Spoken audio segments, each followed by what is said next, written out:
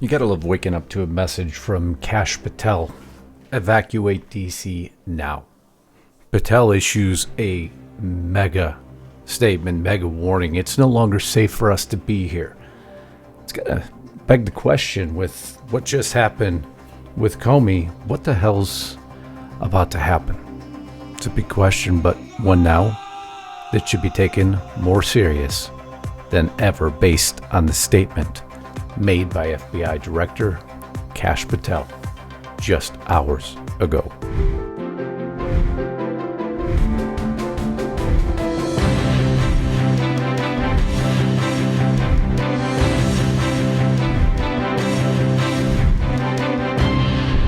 What if I told you the most dangerous battlefield isn't in Ukraine? No, it's in the halls of Washington, D.C.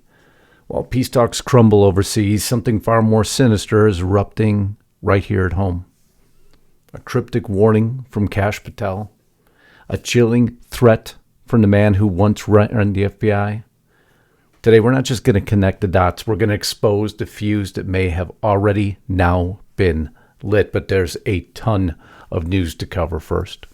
Don't know if you read this update. It appears now that dispute with DHS, where the New York Democrat pushed and shoved ICE agents, well, now it appears is going to result in charges. To be more specific, this coming out of the New Jersey Globe reporting the Justice Department plans to bring charges against Representative LaMonica McIver following a scuffle with federal immigration agents last week at Newark's Delaney Hall Detention Center. Much is still unknown about the case against a freshman congresswoman, including the timing of when interim U.S. Attorney Alina Habba will announce charges. However, we have some movement. Now we could go in depth into the Biden interview with Robert Hur, audio tape now coming out, but frankly, I don't want to bore you. It's painful to listen to. Just one example I will give you. I don't know. This is what, 2017, 18, that area? Yes, sir. Remember, in this time frame, my son is either been deployed or is dying. Man, how did so many let this go on for so long? 2017, 2018. Unfortunately, Bo died in 2015, and tapes get worse as you listen to them. But remember, they're the ones who called us the liars, right? To suggest that he couldn't remember when his son died is really out of bounds. So was it?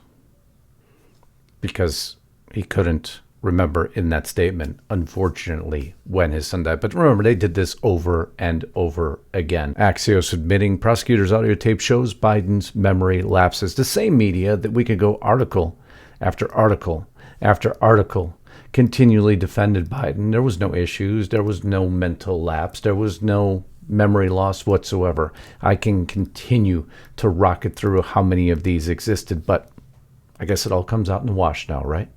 Don't worry, within minutes or hours, you'll have reports of Trump's failing health, because that's how they do things in the mainstream media.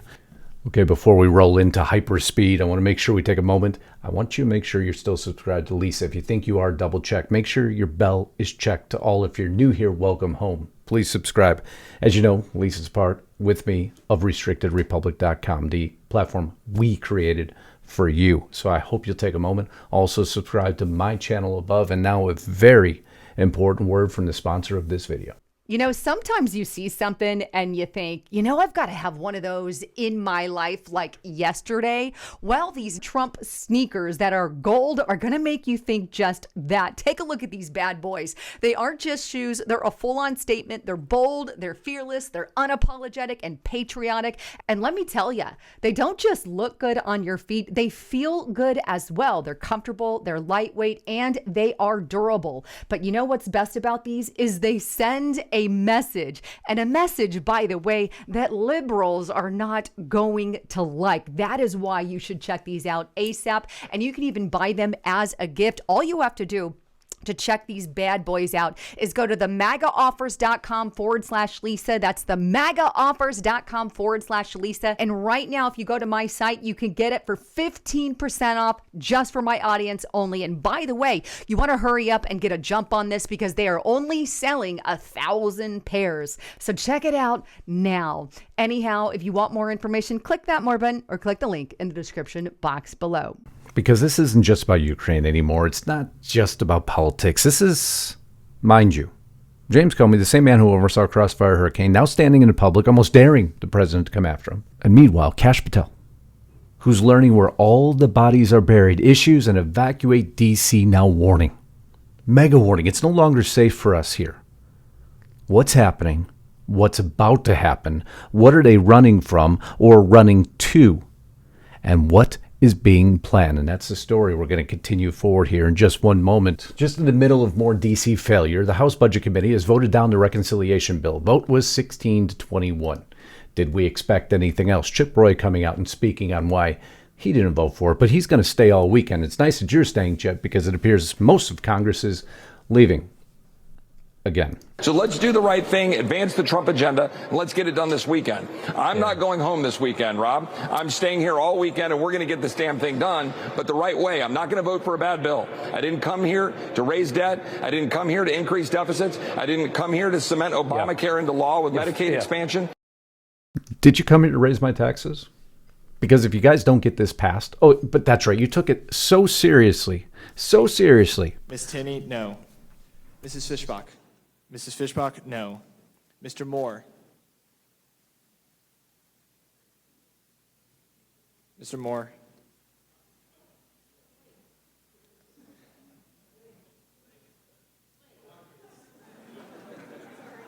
Sorry. It's just one of the things that will prevent major tax increases on us. Glad you could pay attention. Because if you remember, if this doesn't go through, here's what happens if Trump tax cuts aren't extended. How would you like a 22% tax hike? Glad you could stay awake for it. Glad you guys keep delaying. Glad you got time to go on vacation. Don't worry, it's just we the people over here. Obviously, you've proven time and time again that we simply don't matter now, do we? What if that was your pay increases? I bet you would have passed it in a heartbeat, right? But this Congress has been so active. There are so many rhinos and never Trumpers in Congress that almost nothing could pass. This Congress has seen sent fewer bills to Trump than any Congress in 70 years. The man's working his ass off. And what are you guys doing? Nothing. So at least Tim Burkett's trying. There's some positive rays of light in here. Today I'm announcing that I will be introducing legislation to codify President Donald Trump's executive orders. It is past time for Congress to take action, but they won't take action, Tim. You know that. It's unfortunate. Even though you have a whole committee now, leads missive to Speaker Johnson to pass Trump's executive orders into law. So they can't simply be penned away with the next president who comes in. But you need support. And if you're relying on Mike Johnson to support it, good luck, brother. Good luck. It's unfortunate. And who did they write the letter to get this done? Mike Johnson. I hold no faith in it whatsoever. It's hard to hold faith right now, isn't it, at times? Supreme Court rules against Trump's administration in Aliens Enemies Act case. Kind of. Just give it a second here. The Supreme Court has just ruled the worst murderers, drug dealers, gang members, and even those who are mentally insane, Trump comes out and states, who came into the country illegally are not allowed to be forced out without going through a long, protracted, and expensive legal process, one that will take possibly many years for each person, and one that will allow these people to commit many more crimes before they even see the inside of a courtroom. So what happened here? Go to Jonathan Turley. Gives you great opinions on law. The court expressly stated, to be clear, we have decided today only that the detainees are entitled to more notice that was given on April 18th. This still leaves much to be decided, including which notice is required. They basically punted it. Punted the decision. Trump wanted a ruling in his favor, of course. It is not optimal for this court, far removed from the circumstances on the ground, to determine if the first instance, the precise process necessary to satisfy the Constitution in this case. We remand the case to the Fifth Circuit for that purpose. This is the actual ruling now. Both the legality of using the act and the required notice remain undecided, beyond the fact that 24 hours is clearly not enough. The court is pumping the brakes as a warning, Jonathan Turley states, to the administration and must give these individuals and the courts more time to consider these issues. Or, so it's legal for a president to ship billions of illegal aliens into our country, but it's illegal to send them back out. Mike Collins' great statement. The system's broken. The Supreme Court failed us. Whose country is this anymore? Because right now it's the court's country. We, the people who voted for a mandate for change, they thumb their nose at us every single time. The court system has ultimately failed us. The Supreme Court delivered a blow to the Trump administration in blocking deportations under the Alien Enemies Act. However, the court only did so based on the lack of notice. As I told my audience many weeks ago, this is what it would boil down to. They want to give illegals more notice to either prepare for their defense or disappear. Unfortunate, isn't it? So much is unfortunate.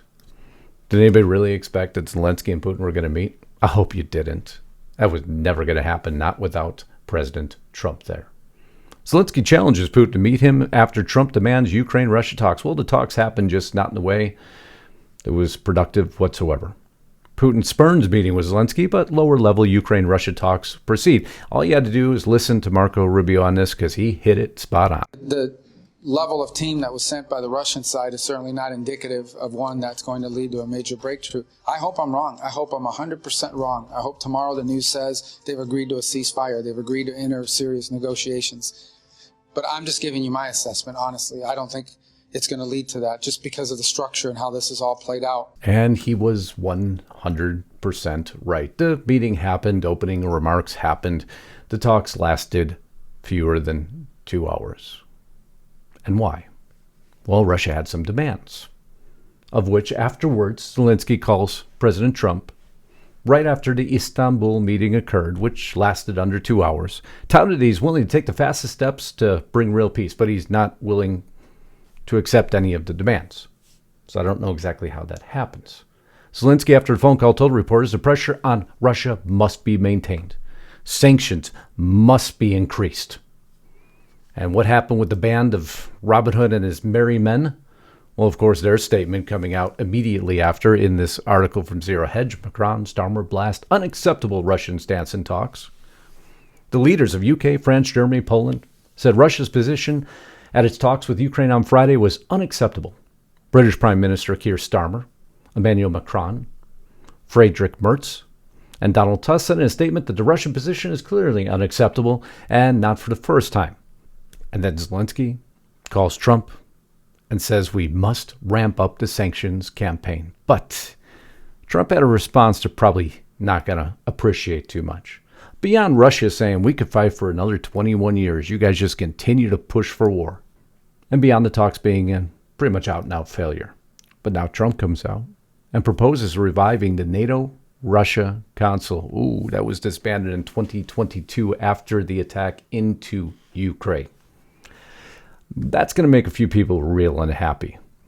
But what he's pushing for is a negotiation that he's involved in, because if he's not, these two will never settle. Which brings us full circle to something of concern. Now, there was a promise once made by Patel. The FBI's footprint has gotten so freaking big, and the biggest problem the FBI has come out of its intel shops. I'd break that component out of it. I'd shut down the FBI Hoover building on day one and reopening the next day as a museum of the deep state. Oh, he's completely right. But it was a promise made and a promise kept. FBI moving 1,500 personnel from D.C., closing storied headquarters building. That was the headline that most read, but people have to learn to listen a little deeper, to make sure you go through all your sources. And I really look forward to your opinion on this. Because just on the heels of the 8647 message from Comey, just on the heels of him saying, I really didn't know what happened, I didn't mean it, I didn't know what the message was, just on the heels of now Ed Martin coming out and giving us an update of exactly what he anticipates. And again, this is the Associate Deputy Attorney General, Ed Martin. Did you hear this statement? You post it, you do it. That may mitigate his jail sentence or something like that, but I think he's got a problem. And as you point out, Perjury traps are next because he's got to either lie or tell the truth. And when he chooses that, he's either going to jail on one or he's going to jail on the other. So, Ooh, he's either going to jail or going to jail. There's really only one man's opinion I care about on this. The one who this was, as the mainstream media says, allegedly improperly targeted at, based on a bad interpretation of not knowing what it meant. Can't believe they're still propagating that story. Well, what did President Trump have to say? He knew exactly what that meant. A child knows what that meant. If you're the FBI director and you don't know what that meant assassination. And it says it loud and clear. Now, he wasn't very competent, but he was competent enough to know what that meant. And he doesn't take a position on what he thinks should happen to him because he's staying out of the way of the FBI and Pam Bondi and the Secret Service. But it wasn't this of most concern. What it is the association to what just occurred. You see, normally everything is linked together. There is no such thing as coincidence. And so there was this interview with Dan Bongino and Kash Patel on Fox Business. And I want you to listen to the statement, and I want your interpretation of what he means. It could be interpreted a couple ways. But immediately after all of this, he announces we're shutting down the FBI headquarters in D.C. Evacuate D.C. It's no longer safe for us to be here. Now that gets me a bit concerned, because is there any such thing as coincidental timing in D.C.? I mean, Trump's trying to get a budget bill through, and Moody's downranks our credit. There is no such thing as coincidence in D.C., folks. Everything is done for a reason, done on purpose. And as statements are made on purpose sometimes, shrouded in a little lightheartedness. But what did Kash Patel truly mean when this is all in conjunction with an irresponsible and dangerous post by the ex-director of the FBI? And Kash Patel states this. I didn't know that I was going to do this, but I'm going to announce it on your show anyway. This FBI is leaving the Hoover building because this building is unsafe for our workforce, and we want the workforce. You just gave up a big nugget. We want the American men. Did you hear that? You see how I say they laugh almost uncomfortably? Is he talking about the building simply being structurally unsafe? Is he talking about the workforce? As he stated, the workforce is unsafe in this building. What's coming, folks? Oh, Kash Patel knows exactly what's coming, because they've gained their intelligence and they're gaining more by the day. The plan that is about to be unleashed on D.C., I think his unsafe went far beyond just the structural integrity of the FBI building. No, this is the structural integrity of Washington, D.C. is about to be torn apart. Remember the documents coming out. Remember that the corruption every day continually is exposed. And so when Kash Patel takes his own FBI and moves it out of D.C., that says to me something far larger is about to occur. But what say you? I look forward to seeing in the comments below, because they've taken the Washington, D.C. establishment that can no longer hide in the shadows. It tweets, it posts on Instagram, it lectures, it threatens. And now with a warning from within the FBI itself, we're watching the final veil be ripped away. And this is when it becomes most dangerous. If this war isn't stopped, the next attack won't come from a foreign battlefield. It'll come from within our own institutions. Many would declare that's happening right now. So we must stay alert. We must stay loud. And most of all, stay laser focused on those that have embedded themselves within Washington, D.C. with one purpose only: to stop the mandate for change that we gave to President Trump, and their ultimate wish to stop President Trump and his progress altogether. And now Kash Patel rips his own FBI out of D.C., stating that it is no longer safe to be in this building. Don't believe that's about the structure of the building. No, the uncomfortable laughter from Dan Bongino told you something entirely different. You just let out a nugget there. Huh.